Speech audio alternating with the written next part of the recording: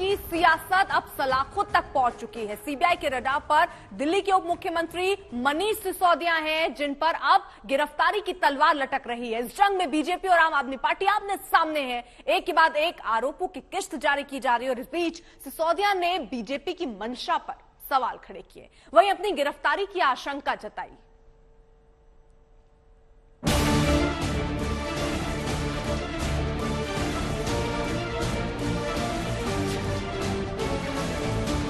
मनीष सिसोदिया अब अपने नाम के स्पेलिंग भी शायद चेंज कर रहे हैं। अब इनका अगला आ गया है MONEY, मनीष।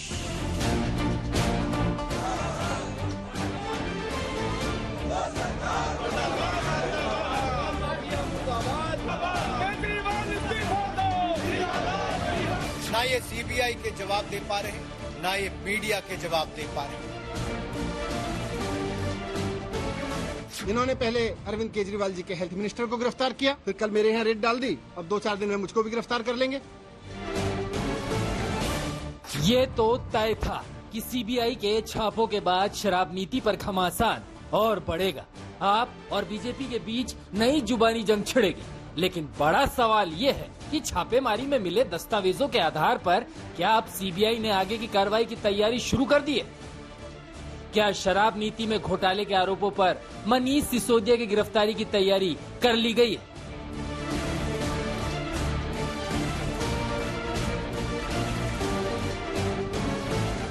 क्योंकि भ्रष्टाचार के आरोपों में घिरे सिसोदिया जब मीडिया के सामने आए तो बार बार गिरफ्तारी की आशंका जताई।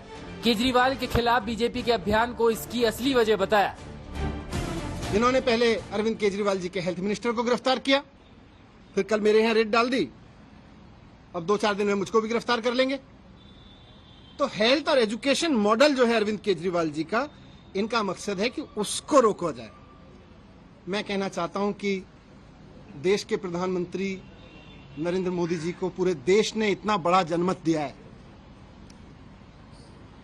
ये शोभा नहीं देता प्रधानमंत्री जी को, नरेंद्र मोदी जी को ये शोभा नहीं देता कि वो इस तरह की छोटी छोटी सोच रखते हैं कि कोई आदमी काम करे तो उसके हेल्थ के काम को रोक लो, एजुकेशन मिनिस्टर को जेल में डालो, हेल्थ मिनिस्टर को जेल में डालो, क्योंकि वो अच्छा काम कर रहे हैं, क्योंकि सारी दुनिया में तारीफ हो रही है।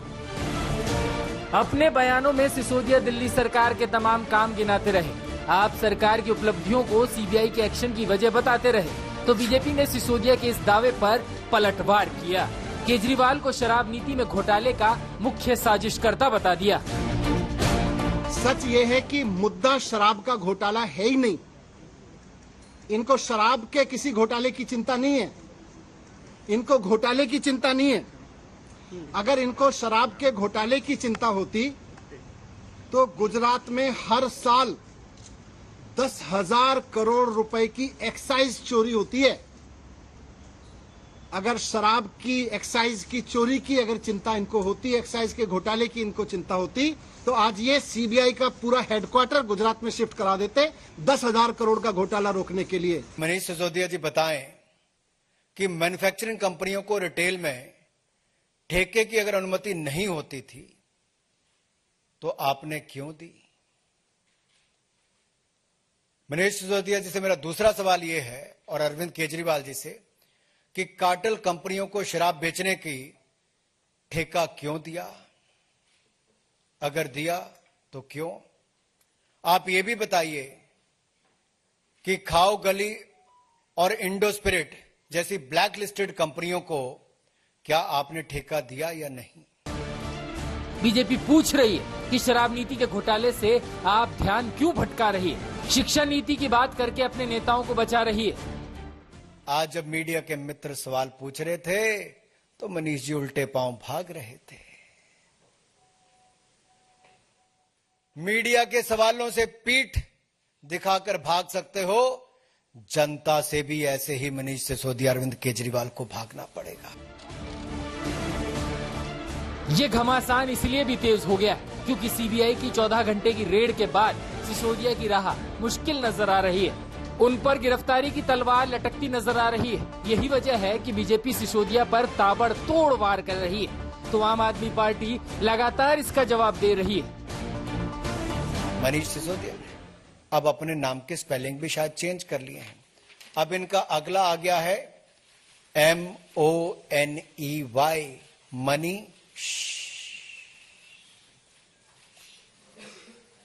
कमाई करो और चुप रहो। Money money.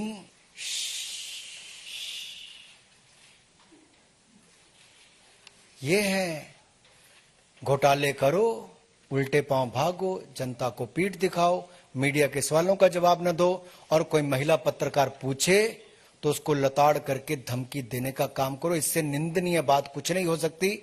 शराब या एक्साइज की चोरी इनकी परेशानी है ही नहीं, इनकी परेशानी है अरविंद केजरीवाल। इनकी परेशानी है कि अरविंद केजरीवाल जिस तरह से अब पूरे देश में एक काम करने वाले ईमानदार नेता के रूप में पहचान बनाते जा रहे हैं और पूरे देश के लोग अब उनको पसंद करने लगे, इनकी परेशानी ये है। ये जो पूरी कार्रवाई मेरे दफ्तर में हो रही है, मेरे घर में रेड डाली जा रही है, ये हो इसलिए रही है कि अरविंद केजरीवाल जी को रोकना चाहते हैं।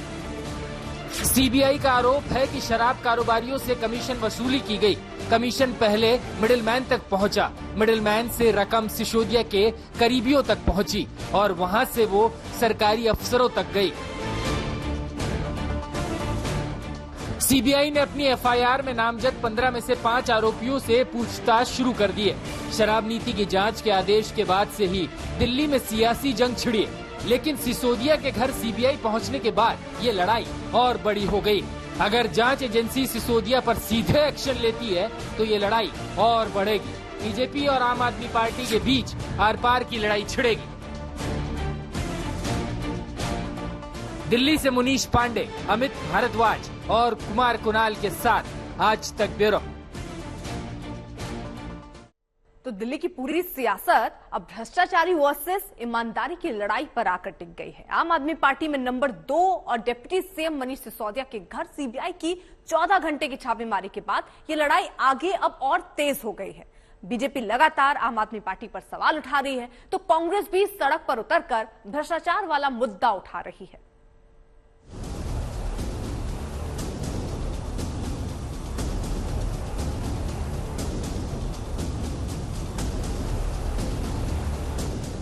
बयान कुछ भी हो, सफाई कैसी भी हो, आरोप कैसा भी हो, जवाब कैसा भी हो, लेकिन ये बात तो तय है कि शराब नीति के घोटालों के आरोपों के सहारे केजरीवाल सरकार को घेरने की पूरी तैयारी हो चुकी है, क्योंकि घोटाले की जांच की आंच सीधे केजरीवाल के सबसे करीबी सिसोदिया तक पहुंच गई। आज की प्रेस वार्ता से साफ पता चलता है कि शराब के घोटाले के बाद चेहरे का रंग, हाव भाव सब मनीष सिसोदिया जी के उड़े हुए थे। शराब के भ्रष्टाचार के कारण वो पत्रकारों के प्रश्न के उत्तर भी नहीं दे पा रहे थे। अनुराग ठाकुर कह रहे हैं कि मनीष सिसोदिया के चेहरे के रंग उड़े हुए हैं। आप वीडियो देखिए, मुझे तो लग रहा है कि अनुराग ठाकुर का चेहरा क्यों उड़ा हुआ है, वो इतने तनाव में इतने परेशान क्यों थे। मनीष सिसोदिया तो बड़े नॉर्मली प्रेस कॉन्फ्रेंस कर रहे थे। मैं अनुराग जी को भी कहूंगा कि आप खुद वीडियो के अंदर मनीष जी की प्रेस कॉन्फ्रेंस देखिएगा और अपनी देखिएगा और देखिएगा कौन तनाव में था और कौन परेशान था।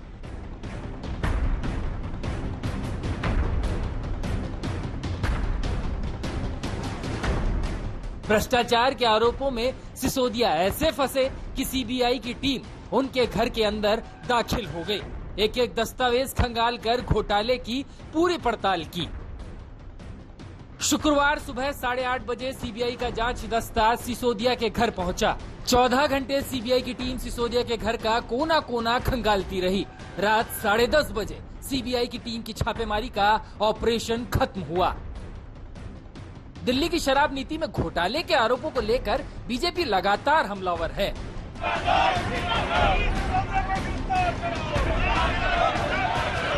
और इस बीच अब कांग्रेस भी सड़कों पर उतर चुकी है। देश की राजधानी दिल्ली के अंदर सियासी माहौल बहुत गर्मा चुका है। पहले लड़ाई हो रही थी भारतीय जनता पार्टी और आम आदमी पार्टी के बीच, अब इसके अंदर कांग्रेस भी कूद गई है और कूदी है अपने पूरे जोर शोर से। देखिए, आपको पीछे विजुअल्स दिखाते हैं। ये लगभग आम आदमी पार्टी के दफ्तर से 30 मीटर दूर के विजुअल्स हैं जहां पर पुतले लेके आए गए हैं। कांग्रेस जो वर्कर्स हैं वो पुतले लेके आए हैं, गधा भी लेके आए हैं और पुतलों के ऊपर चेहरा है मनीष सिसोदिया का और गधे के ऊपर जिनको बैठाया है वो एक कांग्रेस के सपोर्टर हैं और उनका ये कहना है कि इस समय दिल्ली के अंदर करप्शन बढ़ चुका है, बहुत बढ़ चुका है। दोनों ही पार्टी शराब नीति के जरिए घोटाले के खेल का आरोप लगा रही है। केजरीवाल सरकार की नीति और नीयत पर सवाल उठा रही है। एक बात तो पता चल गया है कि अब अगर सही में इसमें सीरियसली तहकीकात होती है तो चाहे सिसोदिया हो, चाहे केजरीवाल हो, चाहे काबीना के बाकी मंत्रियों, कोई नहीं बचेगा। अभी रेड एड क्या हुई है ये तो मैं नहीं जानता भाई। हमको सब, मैं पंजाब में 3 महीने था, बेतहाशा पैसा बट रहा था, वो तो यही आबकारी नीति का तो पैसा था जो पंजाब में बट रहा था। तो उस मामले का एविडेंस तो मिट गया है, लेकिन कागजों में कुछ मिल जाए तो देखते हैं। बीजेपी जांच एजेंसी के इस एक्शन को बड़े घोटाले का पर्दाफाश करने की ओर बढ़ाया गया एक कदम बता रही है। वहीं आम आदमी पार्टी इसे केजरीवाल की बढ़ती लोकप्रियता का डर बता रही है। सीबीआई थोड़ी देर भी कर दी है, ये कार्रवाई और भी जल्दी होनी चाहिए थी, क्योंकि किसी को भी संवैधानिक पदों पे बैठ करके दिल्ली को लूटने का किसी को भी परमिशन नहीं दिया जाना चाहिए, चाहे वो कोई भी हो।